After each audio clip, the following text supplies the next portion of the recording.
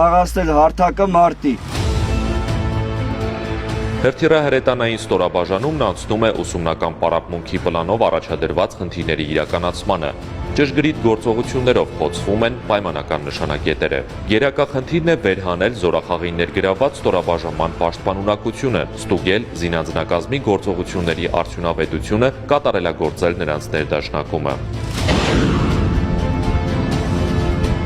Անձնակազմի մոտ ավելի ամրապնդվում են իրենց գիտելիքները, թե ուսումնական, թե գործնական հեղափոխության ժամանակ։ Հաշվարկները կարողանում են իրար հասկանալ ընդհանրապես մեկ հայացքից եւ կարողանում են ավելի արագ կատարել գործողությունները հավասար։ Ընդհանուր հաշվարկները որպես մեկ մարմին։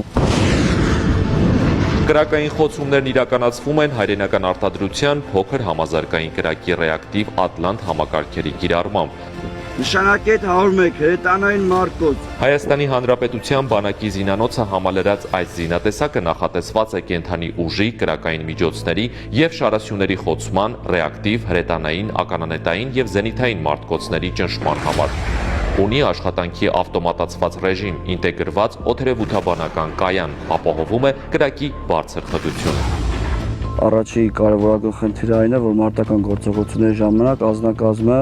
500-ից 1 կիլոմետր հեռավորության վրա է շփվում տեխնիկայի հետ, այսինքն տեխնիկան երբ որ կանգնում է X կետում, կողքը անձնակազմ չի լինում։ Ամենաառավելագույնը ավտոմատացված համակարգն է, որը հնարավորություն է տալիս տեխնիկան օգտագործել հեռվից եւ տեխնիկան հայտնաբերման եւ ոչնչացման ժամանակ զերծ ենք մնում ամենակարևորն է մարդկային կորստից։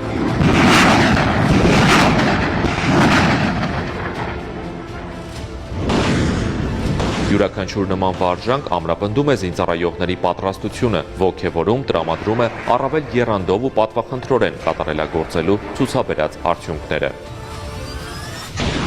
Ցանկացած հրետանավորի համար իմ կարծիքով այդ առաջի կրակը ամենաուժեղ, ամենավարտապավորվող մասն է կազմում իր հիշողության մեջ,